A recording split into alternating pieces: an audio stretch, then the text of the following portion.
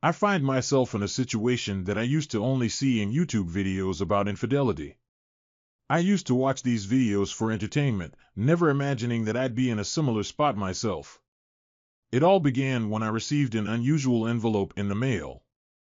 What caught my attention was the absence of a return address, and it had two stamps in the upper right corner. The handwritten address made me think it might be from an old military buddy trying to reconnect. When I opened it, the letter was addressed to Mr. Unknown, which I'm using to replace my name. Here's what the letter said. Dear Mr. Unknown, I'm sending you this anonymous letter to let you know that your wife has been having an affair with Mr. Bossman, who is involved with multiple women. I read the letter multiple times. The author wanted to remain anonymous and wanted me to know that my wife was having an affair with her supervisor.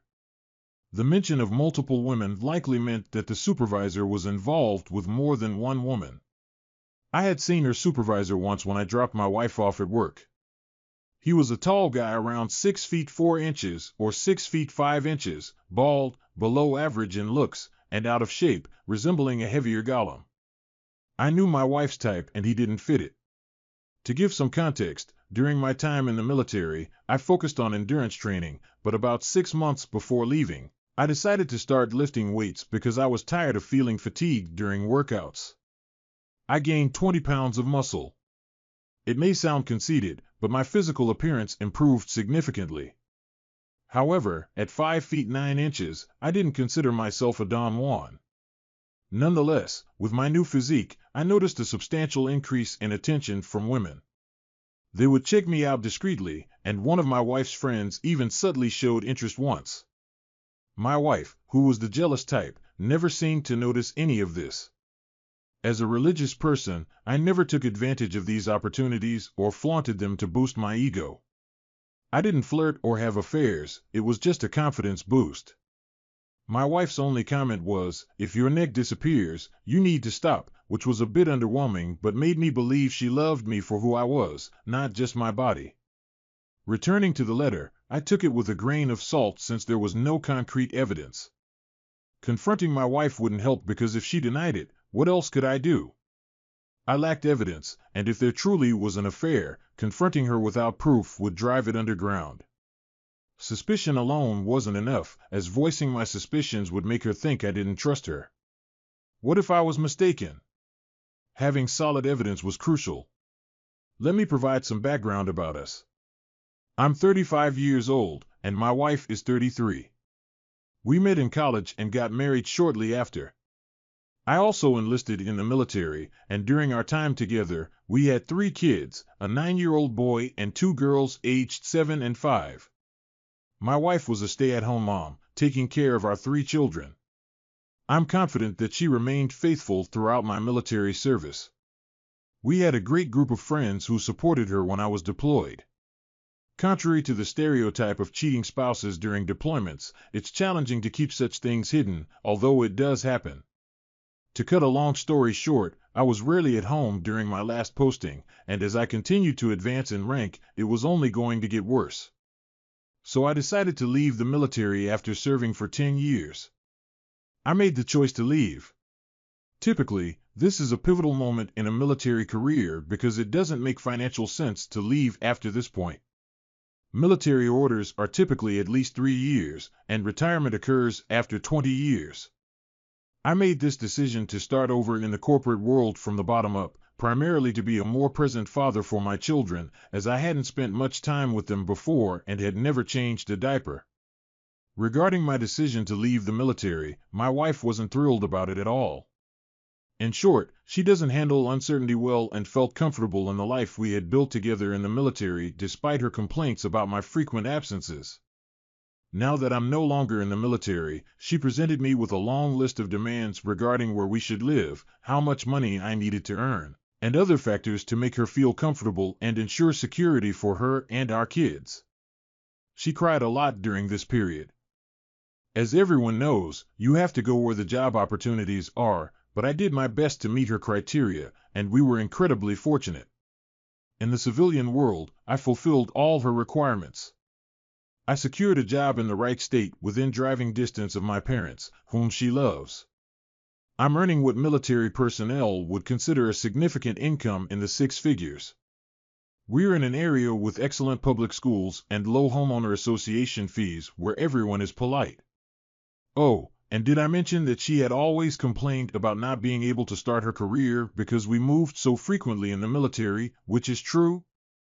She expressed her desire to utilize her degree in logistics and supply chain management. She began her job search, and within 3 months, she landed her dream job, if you can call it that. She works at a distribution center where all her colleagues are women, and they report to a male supervisor, the bald man I mentioned earlier. While her job doesn't pay much, it's the job she always wanted and her first since graduating from college.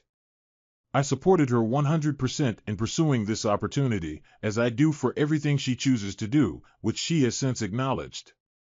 Since I received this letter, I've been trying to collect evidence to confirm its authenticity. If the person wanted to expose her boss, why didn't they report it to HR? Why tell me instead? Nonetheless, I kept a close eye on my wife. I knew her cell phone password, so I checked her messages, and I did find texts with her boss, but their conversations were pretty ordinary, and they didn't text much. That letter bothered me for almost a week, and I couldn't find any proof of my wife being unfaithful. She's been at her job for 5 months now, and the only noticeable change is that our intimacy has decreased. She's been turning down sex for the past 2 months, but I can't accuse her of cheating just because she's not in the mood. She always has excuses, like her job becoming more stressful or her feeling tired. Despite searching for evidence for 2 weeks, I came up empty-handed, but I remained vigilant for any hints. I often wondered about the sender of that letter and considered it might be a prank. At one point, I almost mentioned it to my wife as a joke, but I decided against it. I was about to close that strange chapter and accept that our intimacy wouldn't be as frequent as before. However, one night, my wife talked about her job and mentioned how her female coworkers were jealous of the attention she was getting from her boss. She said they envied her because she had received the best quarterly reviews and been recognized as the employee of the month 3 times already, despite her relatively short time there. She was genuinely excited about the recognition, and initially, I was happy for her since she hadn't experienced a real job before, but that letter kept coming back to my mind. For some reason, her statement sparked my curiosity. I wondered, could it be that one of her coworkers is so jealous that they sent me that letter? And more importantly, why were they so envious of her recognition? While it's common for women to be jealous of each other, this seemed a bit extreme. I became suspicious again and considered hiring a private investigator to track my wife. However, I changed my mind at the last minute because I didn't want to waste money in case I was wrong. After all, I didn't have any strong evidence or a valid reason to be suspicious. There were no incriminating text messages, just that mysterious letter, her reduced interest in intimacy, and her newfound enthusiasm for her job. It all seemed pretty normal, right? So I decided to purchase a GPS tracker online to install in her car and monitor any unusual places she might go. The GPS tracker I bought was the type that easily fits into the OBDI port beneath the steering column. I was nervous because it's quite visible, but my wife isn't very tech-savvy. I figured I could easily come up with an excuse if she happened to notice it, especially since I often handle car maintenance. I could just tell her it's related to a fuse or something, and she'd believe me. I wouldn't really recommend this kind of GPS tracker for any covert operation like the one I was about to undertake. It was a Friday, and I was eager to see what the GPS would reveal. At lunchtime, I noticed her car was parked in an unfamiliar location.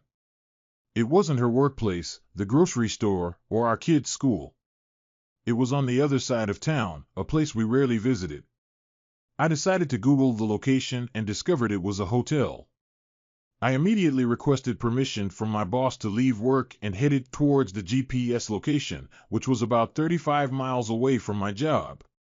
When I was about 25 miles into the drive, with only 10 miles left to reach the location, I noticed the GPS signal was moving away from that spot. I was tracking the signal using an app on my phone. I sped up, but I could see the GPS signal heading back towards her workplace. Her car had been at that location for around 2 to 3 hours, and I had just missed her. I felt so disappointed. I got out of my car and looked around the area, trying to figure out if her car was parked at a Best Western hotel or the nearby restaurant. Another thought crossed my mind. Maybe she was out eating with her coworkers because the restaurant and hotel were next to each other. But it seemed strange for her to travel this far just for a restaurant when there were plenty of options between her workplace and that location. It's not like she was a big fan of Golden Corral, willing to drive 27 miles for a meal. That day, I returned home with numerous questions but no answers. My wife noticed that something was bothering me when I got home, but I lied and told her I had a tough day at work. I made an effort not to confront her, but I still felt like I lacked sufficient evidence to do so. Consequently, I decided it was time to hire a private investigator because I couldn't keep checking my phone and leaving work to track her down and catch her cheating. On Saturday, I spoke with a private investigator who charged $25 an hour. He wasn't a licensed investigator, but rather a person with a good camera phone whom I found on Craigslist. I agreed to pay him to follow my wife during her lunch hours. His services weren't too expensive since he only worked during those hours. The private investigator also installed a GPS tracking app on his phone, allowing him to see what I could see. I informed him about the incident involving the Best Western and Golden Corral and showed him the location. Monday through Thursday passed without any noteworthy events, everything was routine. Then on Friday, the private investigator alerted me to some movement. He texted me that my wife was driving toward the location of the Best Western, and he was tailing her. I opened the app to confirm his report. Since he knew her destination, he went ahead of her and arrived there before her. When my wife got there, she went alone into the hotel. The private investigator took photos of her entering the hotel and followed her inside. He was also aware of her boss, as I had described him, so he knew what he looked like and the car he drove.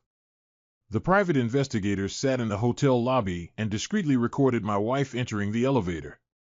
He managed to join her in the elevator, which was a risky move, as it could have blown his cover if she had seen him multiple times and recognized him.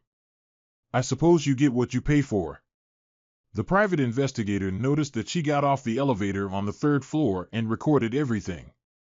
He didn't follow her out of the elevator on the 3rd floor, but returned to the lobby and waited. About 3 hours later, he saw her boss exit the elevator, go to the front desk, check out of the hotel, and head to his car. He recorded the entire sequence. 10 minutes later, my wife emerged from the elevator, went directly to her car, and the private investigator captured this on tape as well. My suspicions were confirmed. She was cheating on me with that bald guy. I now had all the evidence I needed to confront her. The private investigator sent me all the recordings and pictures to my Dropbox. I compiled them into one video and came home early before she did with my laptop and the envelope I mentioned earlier in my post. If you were to inquire about my feelings at that moment, I would say I felt surprisingly calm because I had been mentally preparing myself for this exact situation. When she returned home, I summoned her to the kitchen. My laptop was on the countertop, where I had compiled the recordings into a 30-minute video that showcased her arrival at the hotel, exiting the elevator, and her boss emerging shortly after, followed by her. I presented the video to her, and within less than 2 minutes of watching, she fully comprehended its content. She turned to me with an apologetic expression and uttered, "I can explain." Tears welled up in her eyes as she repeated, "I'm sorry." I silenced her and pointed at the screen, urging her to keep watching. Despite her attempts to turn around and explain herself, even attempting to get me to stop the video, my anger grew, and I grabbed her by the back of her hair, forcing her to face the laptop. I pointed at the screen and harshly told her to keep watching. "You know what you did." As she cried softly and continued to watch, I held her hair throughout the entire video, and she continued to sob and tremble. I could tell from the fear in her eyes that she was terrified of me, as she had never seen me this furious before. I must clarify that I am not a violent person, and I had never laid a hand on her or any other woman in such a manner before. However, I made an exception on that particular day. After we finished watching the video, I forcefully pushed her to the floor, causing her to fly across the room. I had a strong urge to physically harm her, and I yelled at her, accusing her of sleeping with her boss just 5 months into her new job and who knows how many others. She responded through tears, claiming it was the only time she had cheated. I asked her how long it had been going on, and she confessed that it had been 2 months. She stated that she didn't care about him, the sexual encounter meant nothing to her, and she couldn't explain why she had done it. I yelled at her, demanding that she start talking or I would resort to violence. She confessed to everything, admitting that she wasn't genuinely attracted to him, but because other women were interested in him, she wanted him too, almost like it was a competition. I believe it had to do with him being the male boss in a predominantly female workplace. According to her, he was involved with other women as well. I couldn't comprehend how my once beautiful wife was involved with this guy who resembled Gollum. She was doing so merely because other women were interested in or already involved with him. It seemed like she had forgotten that she was married while engaging with this guy and denying her husband intimacy. What kind of world were we living in? It appeared that she was with him more out of competition than anything else. I was extremely upset, and words couldn't express it. I felt like my previously pristine image of my wife had been tarnished. That night, I called her derogatory names and told her I didn't want to see her again. I kicked her out of the house because I couldn't stand the sight of her, and she went to stay with a friend. That night was incredibly stressful because I had to feed and put my kids to bed, and I didn't know where anything was in the house. I was running around like a headless chicken, trying to resist calling my wife because my 5-year-old was crying. My wife had always been the stay-at-home mom and more involved in my kids' lives than I was. I was the breadwinner, and she was the homemaker. I thought we made a great team until now. She had destroyed everything because she was trying to compete with other women, disregarding the fact that she was married. She displayed very immature behavior. According to her, the female employees working under this guy, Gollum, were throwing themselves at him, even those who were married. It was a competition among grown women, married women, which was baffling to me. Grown women were acting like college girls, and I suspected that one of these women might have sent me that letter. Why would grown women compete to be involved with an unattractive troll-like man? This guy disgusted me, taking advantage of his female employees and turning their workplace into a disgraceful mess. I want to get a divorce, and I want her to suffer the consequences of this betrayal. However, I had relied on her to maintain our home, so it would undoubtedly take some adjustment. My unfaithful wife has been texting and calling me since yesterday, seeking permission to return home. I didn't get much sleep last night, and I have to go to work this morning. She knows where everything our kids need, including their medication, is kept. My 7-year-old daughter requires special attention due to allergies and being selective about things, which my wife is good at handling. My 5-year-old daughter can also be challenging to take care of. I dropped my kids off at school and left work early to pick them up. It wasn't as bad as I expected, but I was quite tired. During this time, I haven't been responding to my wife's texts or calls. That evening, I called her back and told her to come home. When she arrived that night, it surprised me because she came with her older sister, perhaps out of fear of being alone with me. Her sister lives 90 miles away from us. My wife must have confided in her about her infidelity and sought her support. My sister-in-law, married young, is now divorced and bears a striking resemblance to my wife. They could be mistaken for twins, but she's 2 years older, and we've always gotten along well. She's more knowledgeable and respectful compared to my wife. My sister-in-law and I have had a good relationship for as long as we've known each other. My wife is the spoiled one in the family, and her older sister often has to clean up her messes. While I wasn't in the mood for reconciliation or playing nice with my wife, I was glad to see a friendly face, even though I thought my sister-in-law would always be behind her sister. Family bonds are strong. I appreciated her coming to mediate for my wayward wife, as she could relate to what I was going through due to her own experience with her husband's infidelity, which led to their divorce. My sister-in-law took me aside and explained that she wasn't there for my wayward wife, but for the sake of the kids. She acknowledged that my wife could be immature and suggested that for the children's well-being, I should allow my wife back into the house. We could try an in-house separation and see how things develop from there. After our conversation, I have to admit that my sister-in-law has a way with words because she managed to calm me down enough to tolerate my wayward wife's presence. I glanced at my wife, who was sitting in the corner with a red face and swollen eyelids as if she had been crying for days, trying to avoid making eye contact with me. It gave me some satisfaction that she understood the impact of her betrayal on me. When my kids emerged from their room and welcomed her, it eased the tense atmosphere and warmed my heart. I truly wish she hadn't betrayed me and had remained faithful. Seeing her with my kids was something I cherished because she was an excellent mother but not so great as a wife. We lived in a 3-bedroom apartment, so my wayward wife and her sisters shared the guest bedroom while the kids stayed in the 3rd bedroom. My wayward wife came out of the bedroom after putting my kids to bed and began cooking dinner. While I sat on the living room couch with my sister-in-law, watching TV, my sister-in-law started talking to me.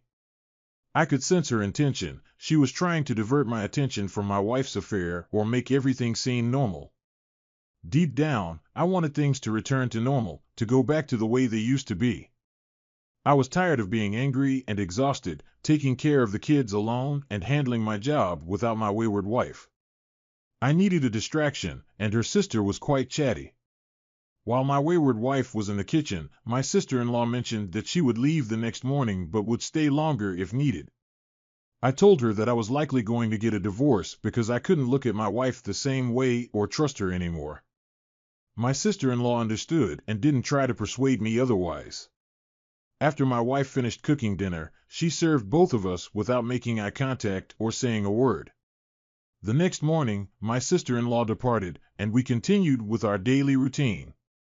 I still wasn't speaking to my wayward wife, and she didn't seem to be getting ready for work that day, but I didn't inquire about it. In the afternoon, I consulted a divorce lawyer to explore my options.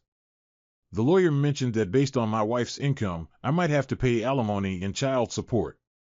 It seemed absurd because she was only earning $45,000 a year, and she had cheated with her boss. Cheating with a superior, especially when in a committed relationship, is never acceptable. Perhaps her newfound financial independence, as it was her first job since college, had played a role in her actions. However, she had clearly taken it too far. I didn't have an issue with providing alimony and child support, as I had essentially done that during my military service when I earned less. It wasn't about the money, it was a matter of principle. If she could cheat on me with her first career boss, what would stop her from doing the same with another person in authority in the future? When I returned home that night, I spoke to my wife for the first time since D-Day. She had written a letter that she wanted to read to me. She explained that she wanted to express her thoughts without getting emotional. As she read the letter, all she said was how sorry she was. She carefully avoided mentioning the Gollum guy and simply apologized for betraying my trust and behaving immaturely. She expressed her desire for us to stay together and her willingness to do anything to repair our marriage. Surprisingly, she also mentioned something unexpected. She said I could sleep with other women if I wanted to. This revelation caught me off guard because my wife had always been the jealous type. I doubted her sincerity and told her that I didn't need her permission to be with other women because she had forfeited the right to have an opinion on that matter. I believe she was using this offer to manipulate me and alleviate her guilt if I acted on it. I interrupted her and clarified that I had no interest in being with other women, and if I were, I wouldn't have married her in the first place. This made her burst into tears, but I insisted that she hadn't explained why she had deceived me for 2 months.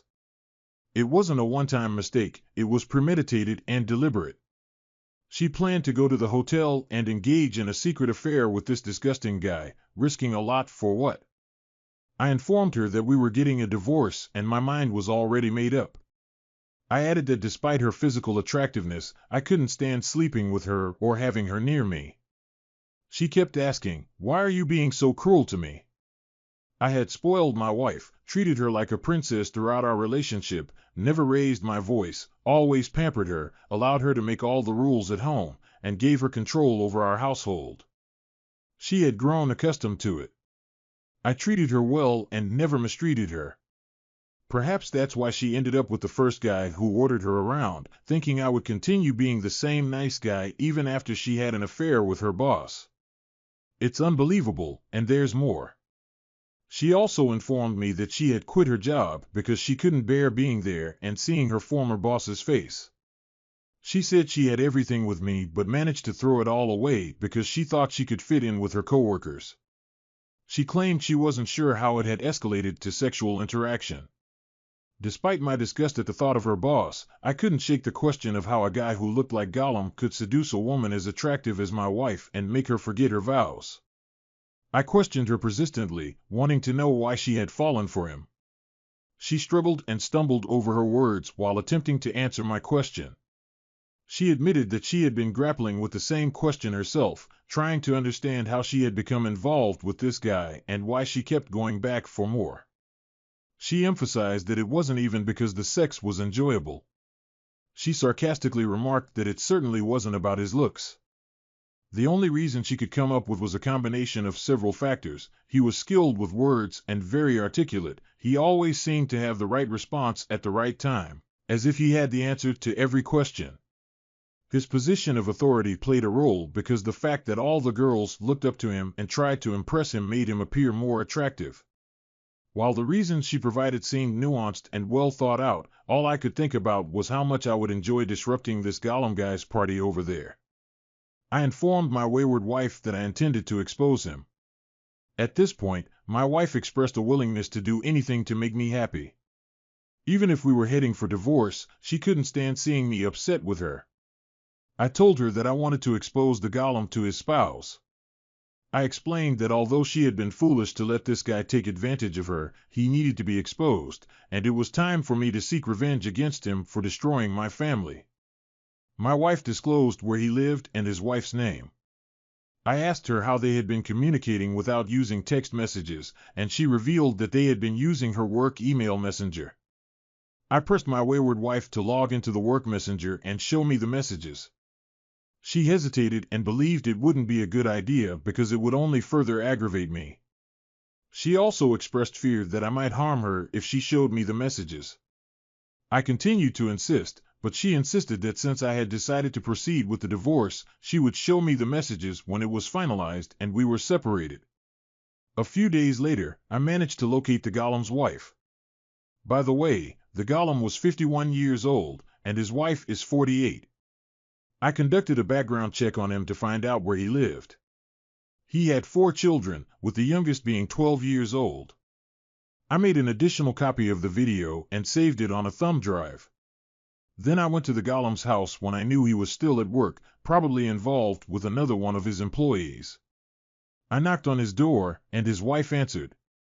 I believe she was the only one home at the time. I explained my story to her and handed over the flash drive containing the evidence along with the anonymous letter that had been sent to me. She revealed that she had received a similar letter and confronted her husband about it. However, he denied any wrongdoing and accused the women at work of being lazy and hating him because he insisted they do their jobs properly. He had convinced his wife that these women were trying to destroy his life, and she believed him. She had never considered hiring a private investigator or suspected anything was amiss. The Gollum's wife was very grateful for the information I provided, and I left her my contact information as well. She expressed her thanks for my service to the country, and we said our goodbyes. I'm not certain if they ultimately got a divorce or separated, but at least he now knows that I'm aware of his actions. Last week, I submitted all the evidence I had to the HR department. I spoke with a lady on the phone, and she invited me to come by in person. During my visit, I provided another flash drive containing evidence and a statement from my wayward wife admitting her affair as the reason for her job resignation. I believe this should be sufficient to get him fired from his position. Before leaving the job site, I decided to pay the Gollum a visit. After exiting the front lobby where the HR office is situated, I went around the corner to the docks area where the 18-wheelers are unloaded. It wasn't a very secure location, and one of the side doors was unlocked, allowing me to slip inside the building. Although I wasn't familiar with the layout, I knew the Gollum's name. So I asked an employee who directed me to his office. While walking through the warehouse, I noticed that the majority of the workers there were females, including the forklift drivers. It seemed like this company had a policy of hiring predominantly female employees. Although there were some male workers, they were few and far between. As I approached the direction of the golem's office, I saw him exiting one of the offices. I was about 50 feet away when I called him by his name. He turned toward me, trying to identify who I was. He may have assumed I was a truck driver there to drop off something. As I got closer and almost face to face with him, I didn't utter a word. Instead, I delivered a right hook, knocking him out cold with a single punch. Afterward, I calmly walked out of the warehouse. As I reached the exit door, I glanced back and saw a small crowd forming around him as he was starting to regain consciousness. I then opened the door and exited the building. Yesterday, shortly after returning from work, I heard a knock on my door. When I opened it, I found 2 police officers standing there. They had come to question me regarding the assault that occurred at my wife's former workplace. They suspected that I might be involved in the assault on Golem, but they lacked concrete evidence. From the way they framed their questions, it was clear that I was a suspect. Although I was captured on a security camera, the description wasn't very clear, possibly because I was wearing a hat. In a nutshell, Golem had identified me as a suspect and wanted to press charges. I informed the police that I was not responsible, and they asked if I had an alibi. I confirmed that I was at home with my wife, and they requested to speak with her. I agreed, called her, and she lied to cover for me. She didn't know about the assault beforehand, but quickly caught on and supported my false alibi. I'm not certain if the police were satisfied with our answers, but they took pictures of our cars, noted down my contact information, and mentioned they'd reach out if they had further questions. I messed up big time, and it's hard to believe that Golem, who had an affair with my wife, had the audacity to call the cops on me for assaulting him. Fortunately, news spread quickly, and one of the women he had been involved with had the courage to file sexual aggression charges against him. This newfound bravery might have been influenced by the fact that he was being investigated by HR and that I had confronted him at his workplace. As part of their investigation, HR questioned most of the women, and they disclosed the truth. It turns out he had been pressuring many of his female employees for sexual favors. Most of them had initially refused, and those who did comply claimed they did so out of fear or intimidation. It's a complex situation, similar to the Harvey Weinstein case, where some women were willing to engage with him to advance their careers, but once he faced legal trouble, they all portrayed themselves as victims. Nevertheless, I was pleased with the outcome. I heard that he was terminated from his job the following day. My wayward wife had kept in touch with some colleagues, so I'm not entirely sure if the story is accurate or not. A few days later, I reached out to his wife to check on her, and she informed me that they are currently separated. She explained that he no longer resides with them. She was the one who revealed to me that multiple women have filed sexual aggression cases against him. According to his wife, after confronting him with the evidence I provided, he confessed and admitted to having had sexual relations only with my wayward wife. However, it's difficult to believe his claim, especially considering that several women are pressing charges against him. This doesn't bring me any comfort. In fact, I would feel somewhat relieved if it turned out there were multiple women involved rather than just my wife. It's puzzling to me what she gained from this situation. I'm left questioning myself and my judgment for choosing her as my wife in the first place. If she was willing to engage in such behavior so easily, it raises concerns about her faithfulness during my military deployments. Writing this now, I feel utterly devastated and depressed. I've been reading numerous posts about surviving infidelity to find solace and assurance that I'm not alone in this. I also spoke with my brother on the phone, and he suggested seeking help from a therapist due to my current mental state. The VA covers various medical expenses, including visits to therapists, which wouldn't be a financial burden. Nevertheless, I'm hesitant and apprehensive about confiding in a stranger about my problems, even if they are a trained professional. Yet here I am, sharing my story with a group of strangers online. It somehow feels therapeutic to share and receive advice from anonymous individuals, gaining different perspectives, and reading comments and responses. I'm still living in the same house as my wayward wife, but we now occupy separate bedrooms. Her sister has been visiting more frequently, and things appear to be returning to a semblance of normalcy. My wayward wife has been making every effort to keep me happy. Despite this, we haven't been intimate since D-Day, and I have no desire to engage in intimacy with her. I've been procrastinating when it comes to pursuing a divorce, recognizing that the more time I waste, the more comfortable I become with her playing the role of wife and mother once again. Initially, I thought my wayward wife might be inviting her sister over to improve our relationship since she knows I get along with her. However, it turns out my sister-in-law is considering moving closer to us on her own accord. With her kids nearly grown and her youngest about to enter college, she's looking to live closer to us. We have plenty of family nearby, including my parents, who are aware that our marriage is going through difficulties and that my wife had an affair, though they are unaware of the specifics. Despite her infidelity, my parents still hope we can work things out for the sake of the kids. A few weeks later, my sister-in-law secured a new job close to our area and moved here. My wife and I continue to reside under the same roof but sleep in separate bedrooms. Essentially, we're roommates now, and I've consistently declined my wife's propositions for intimacy. While it's challenging to go without sex for an extended period, my military experience taught me self-control. My sister-in-law has been visiting more frequently, and it seems she's more interested in spending time with me than with her sister or the kids. My wayward wife noticed this and addressed it with her. I learned about it later, as my sister-in-law started visiting less often without explaining why. My wayward wife tends to be jealous, so her reaction didn't surprise me. It may have been for the best because I was beginning to develop feelings for my sister-in-law. Despite having harbored a long-standing attraction to her, I never acted on those feelings due to my marriage to her younger sister.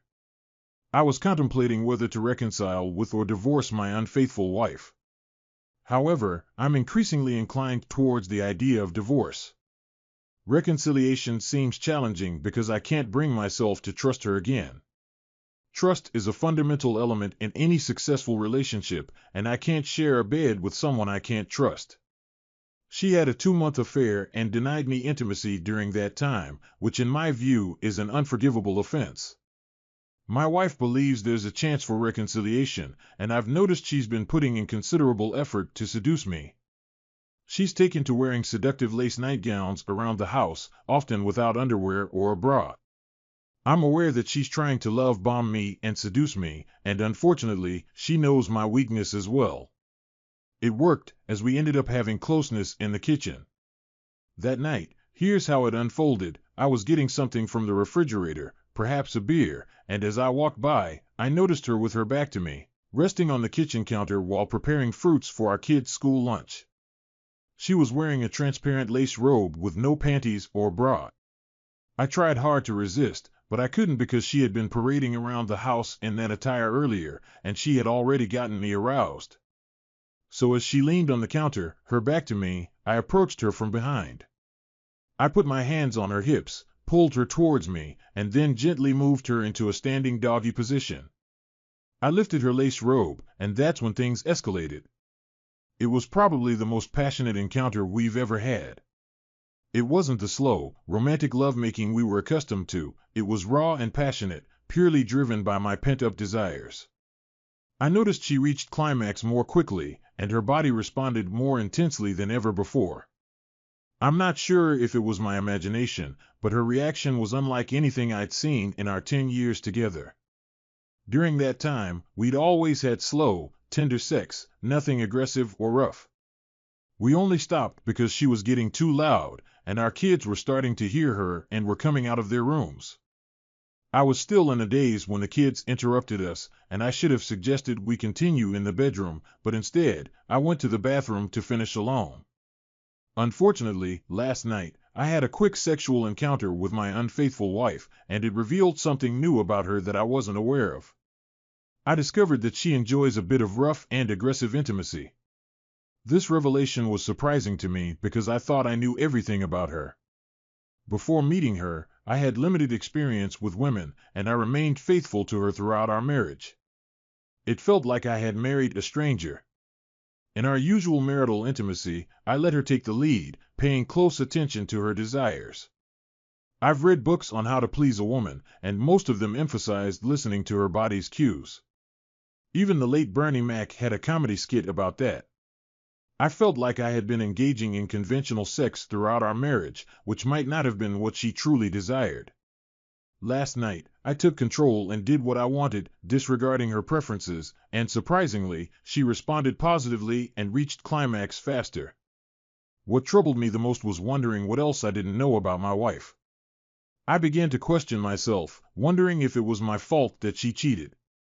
Perhaps if I had been more assertive and rough in bed, she wouldn't have strayed with the first guy who took charge. Maybe that's what she craved, her fetish, and I failed to recognize it until now. I felt like all the marriage advice I had read was either inaccurate or didn't apply to her. Last night, it seemed like her body responded to my dominant approach, and my self-focus disconnected from her desires led to her heightened response. Maybe she enjoys being controlled and wanted someone to give her commands. I had always been taught to be polite and gentle with my wife, likely reading the same books on intimacy that my priest did. I'm starting to think that her infidelity may have been due to my ignorance about certain aspects of her desires. I really wanted some guidance on this, but I have no one to turn to for such questions. Outwardly, I may appear as the strong, aggressive military guy trained for combat, but when it came to my unfaithful wife, I turned into Mr. Soft and Gentle, letting her take control of our household and even our finances. It's becoming clear to me that I relinquished my power in this marriage, both inside and outside the bedroom. Recognizing my shortcomings is crucial because if I don't, I risk repeating these mistakes in future relationships. Even though the impromptu intimate encounter with my unfaithful wife was a mistake, it shed light on our relationship. I now believe that because I failed to assert myself both in public and private, my wayward wife took the opportunity to explore being controlled. I couldn't help but think that this might not have been her first experience of this kind. Some individuals on this platform suggested that I should undergo STD testing and consider paternity tests for my children, which is a sensible idea. My kids strongly resemble me, so I find it hard to believe they aren't mine. I used to be confident that my wife didn't cheat on me while I was in the military, but not anymore. These past few weeks have taught me that I don't know as much as I thought I did.